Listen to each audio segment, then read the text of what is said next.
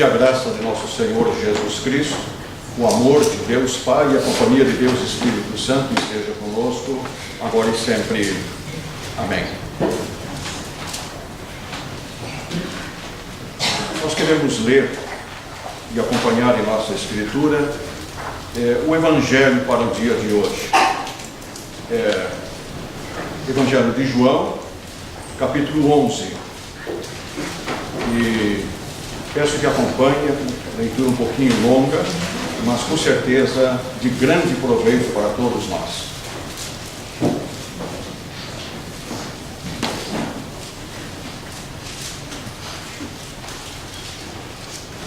Um homem chamado Lázaro estava doente. Ele era do povoado de Betânia, onde Maria e sua irmã Marta moravam. Esta Maria era a mesma que pôs perfume nos pés do Senhor Jesus e os enxugou com os seus cabelos. Era o irmão dela, Lázaro, que estava doente. As duas irmãs mandaram dizer a Jesus: Senhor, o seu querido amigo Lázaro está doente. Quando Jesus recebeu a notícia, disse: o resultado final dessa doença não será a morte de Lázaro. Isso está acontecendo para que Deus revele o seu poder glorioso. E assim, por causa dessa doença, a natureza divina do Filho de Deus será revelada. Jesus amava muito Marta e a sua irmã, e também Lázaro. Porém, quando soube que Lázaro estava doente, ainda ficou 2 dias onde estava. Então disse aos seus discípulos: vamos voltar para a Judéia. Mas eles disseram: Mestre, faz tão pouco tempo que o povo de lá queria matá-lo a pedradas, e o Senhor quer voltar? Jesus respondeu: por acaso o dia não tem 12 horas? Se alguém anda de dia, não tropeça, porque vê a luz testemunha. Mas se anda de noite, tropeça, porque nele não existe luz. Jesus disse isso e depois continuou: o nosso amigo Lázaro está dormindo, mas eu vou lá acordá-lo. Senhor, se ele está dormindo, isso quer dizer que vai ficar bom, disseram eles. Mas o que Jesus queria dizer era que Lázaro estava morto. Porém, eles pensavam que ele estivesse falando do sono natural. Então Jesus disse claramente: Lázaro morreu, mas eu estou alegre por não ter estado lá com ele, pois assim vocês vão crer. Vamos até a casa dele. Então Tomé, chamado o Gêmeo, disse aos outros discípulos: vamos nós também a fim de morrer com o Mestre. Quando Jesus chegou, já fazia 4 dias que Lázaro havia sido sepultado.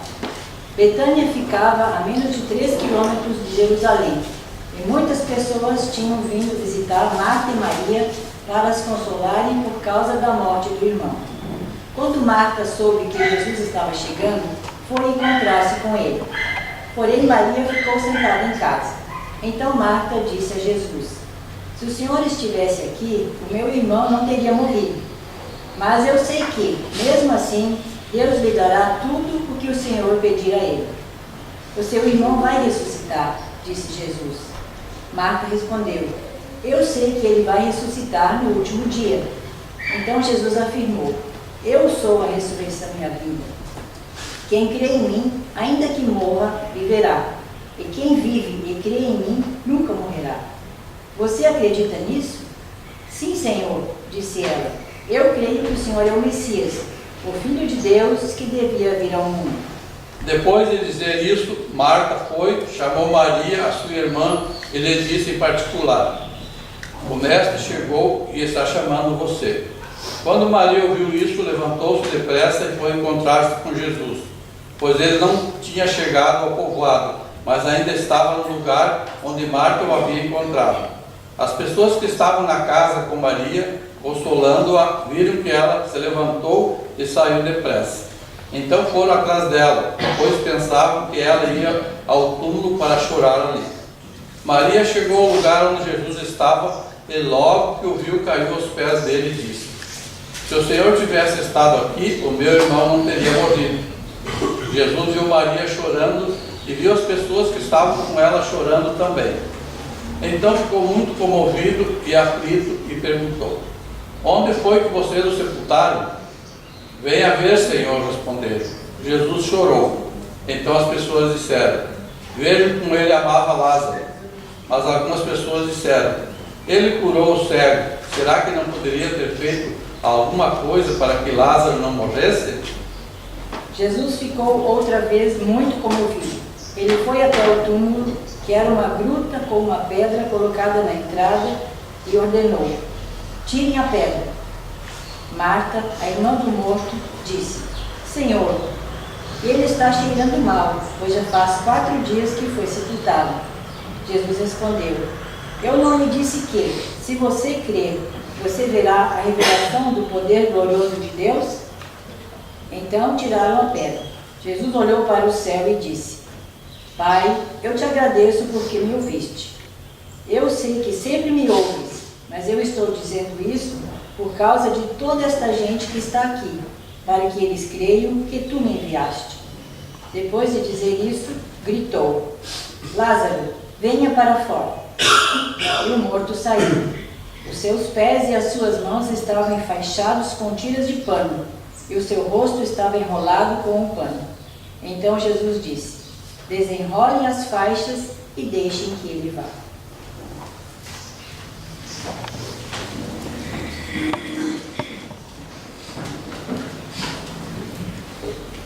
É necessário que a gente se coloque no contexto dos acontecimentos daquele momento.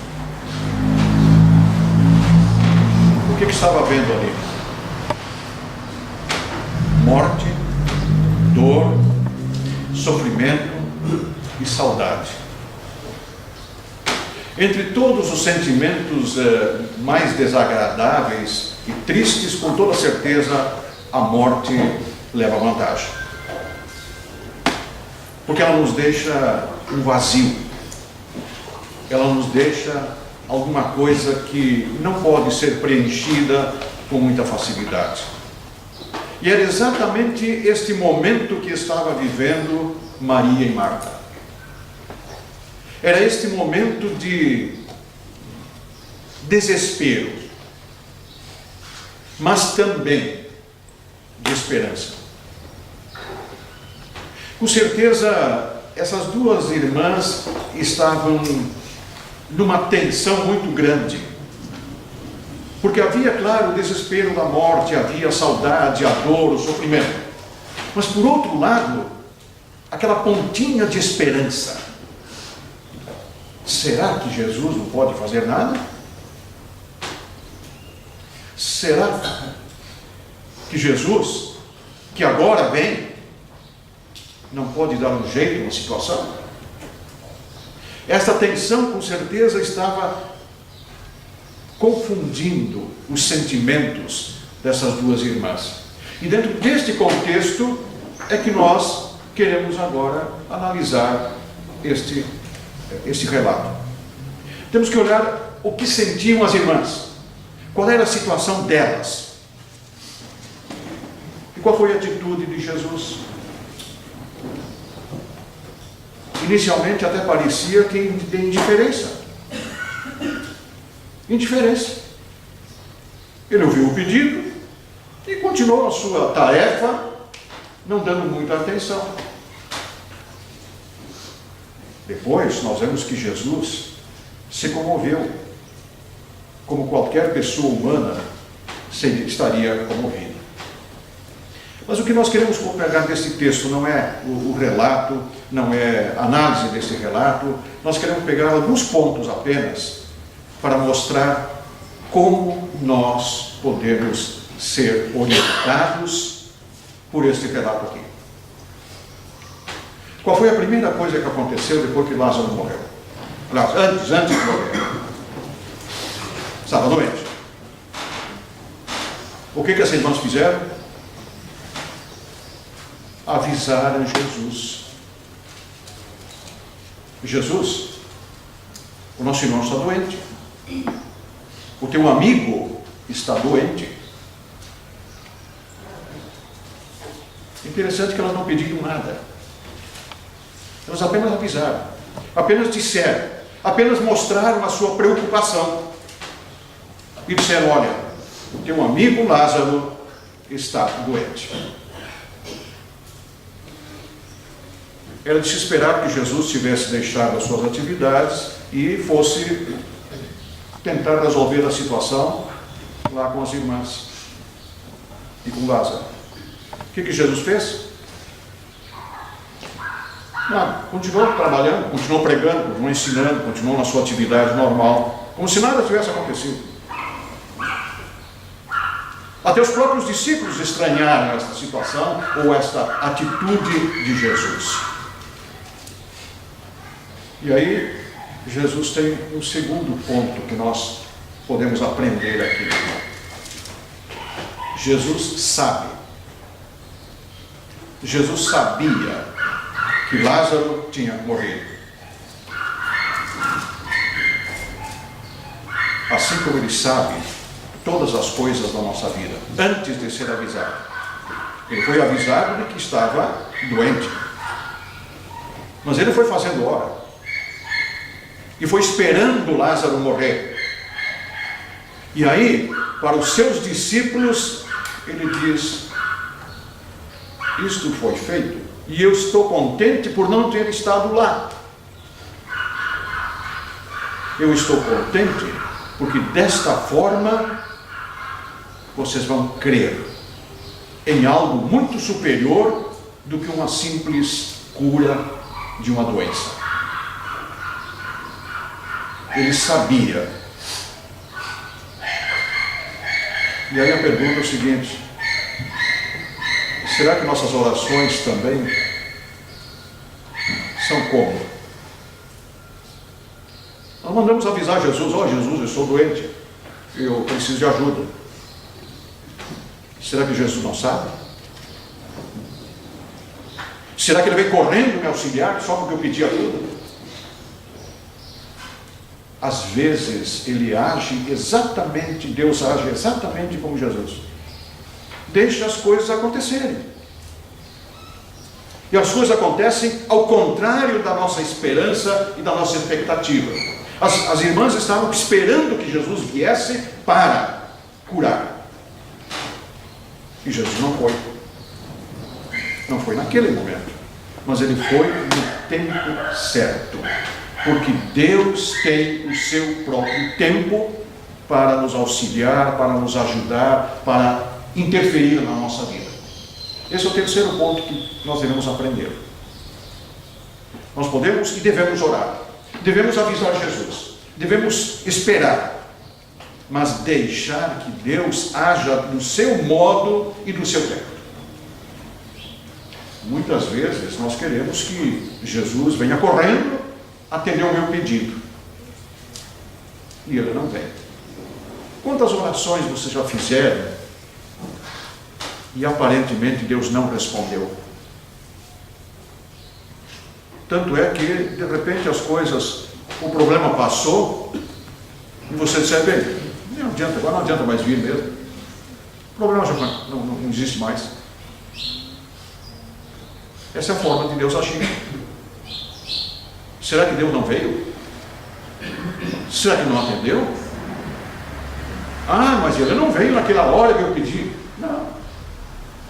Ele veio ao seu tempo e na maneira como ele quis resolver o problema. E normalmente os nossos problemas são resolvidos de uma maneira assim, quase que imperceptível, de uma maneira bem diferente daquela que nós esperamos. Olha, Jesus, eu estou doente, venha e me cure para amanhã eu poder voltar para o trabalho. E aí Deus me deixa 2 semanas de cama. E aí de repente o remédio começa a fazer efeito, começa a ficar melhor, ali mais de 1 semana eu estou no trabalho. E aí, pois é, Jesus não me atendeu. Por quê? Porque eu queria que me atendesse naquela hora e daquela forma. E um outro aspecto bonito aqui. A presença dos amigos, das pessoas que foram consolar Maria e Marta. Isso é importante. Importante é ter amigos para nos consolar nesses momentos de dificuldade. Mas não esqueçamos que mais importante é nós sermos amigos, estarmos presentes nas dificuldades, no sofrimento e no luto das pessoas. Não com palavras vazias, não com aconselhos, como geralmente a gente faz, mas simplesmente a presença junto, de solidariedade. E quando sofremos, e quando temos problemas, como Maria e Marta estavam tendo, o que normalmente é o nosso sentimento? Eu estou sozinho. Eu estou na cama, doente, ou eu tenho outro tipo de problema, estou citando apenas a doença por ser alguma coisa mais impactante. Então, eu preciso que Deus me resolva um problema. E eu estou sozinho. Eu acho que estou sozinho. Isso não é verdade. Jesus sabe. Jesus demora. Mas Ele vem.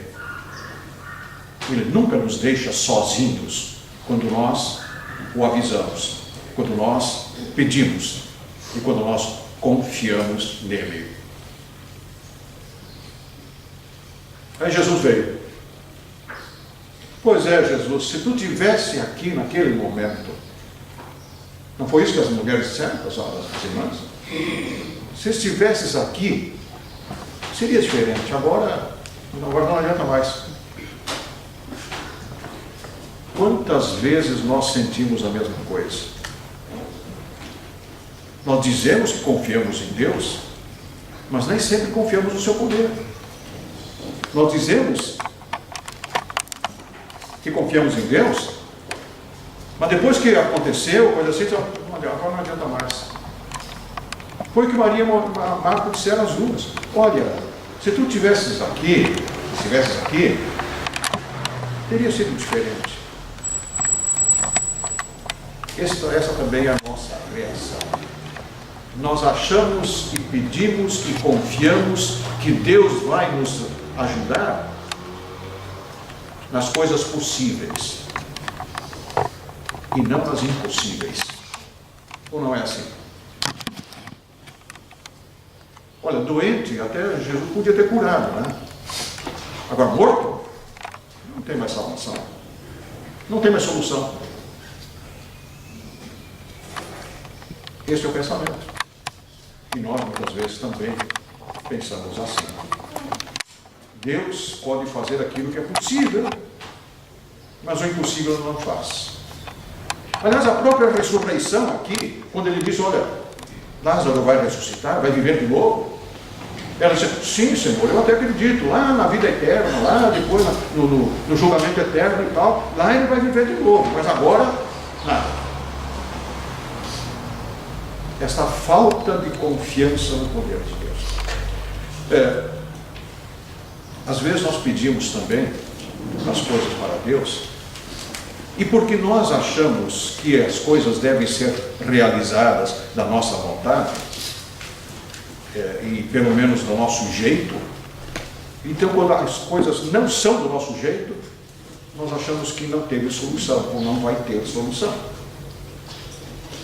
Isso é um exemplo bem fajuto, para usar uma palavra. Roubaram o meu carro. Deus, me ajude, porque eu preciso recuperar meu carro. O que vocês estão pensando? Hein?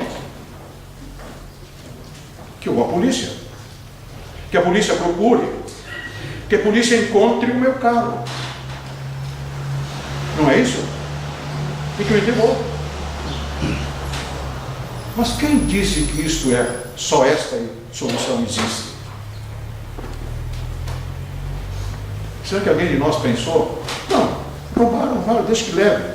Deus vai me dar outro. Pelo meu trabalho, pela minha inteligência, pela minha atitude e pela minha determinação. E às vezes, não encontro mais o carro. Eu perdi. Mas dentro de 6 meses, 1 ano, eu tenho outro carro. Será que não é esta a solução que Deus encontrou para mim? Na nossa vida é assim também.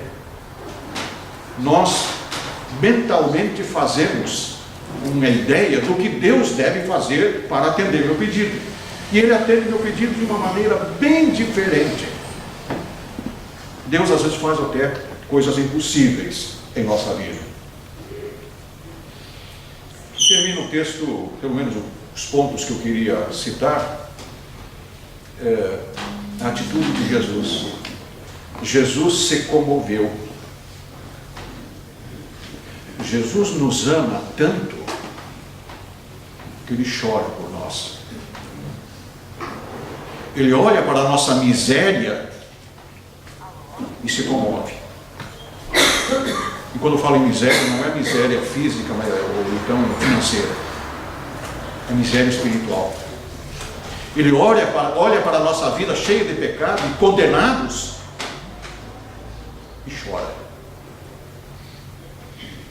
Mas Ele não apenas chora.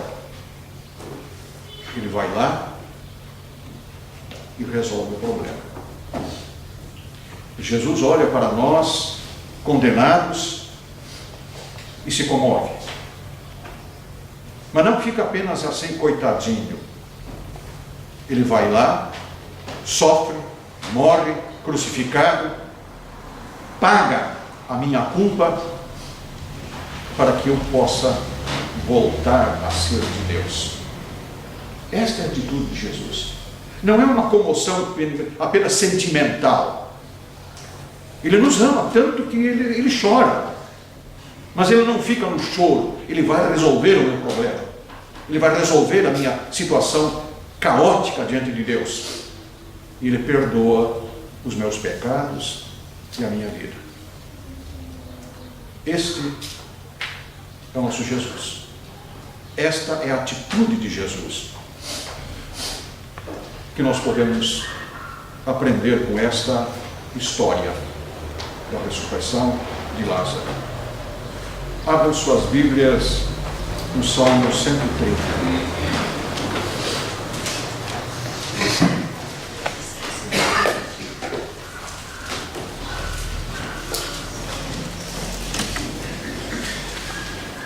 E vamos ver de forma responsiva. Ó Senhor Deus, eu te chamei quando estava em profundo desespero. Escuta o meu grito, ó Senhor, ouve o meu pedido de socorro. Se tu tivesses feito uma lista dos nossos pecados, quem escaparia da condenação? Mas tu nos perdoas e por isso nós te tememos. Eu aguardo ansioso a ajuda de Deus, o Senhor, e confio na sua palavra. Eu espero pelo Senhor, mais do que os vigias esperam o amanhecer, mais do que os vigias esperam o nascer do sol. Povo de Israel, põe a sua esperança em Deus, o Senhor, porque o seu amor é fiel e Ele sempre está disposto a salvar. Ele salvará Israel, o seu povo, de todos os seus pecados. Amém.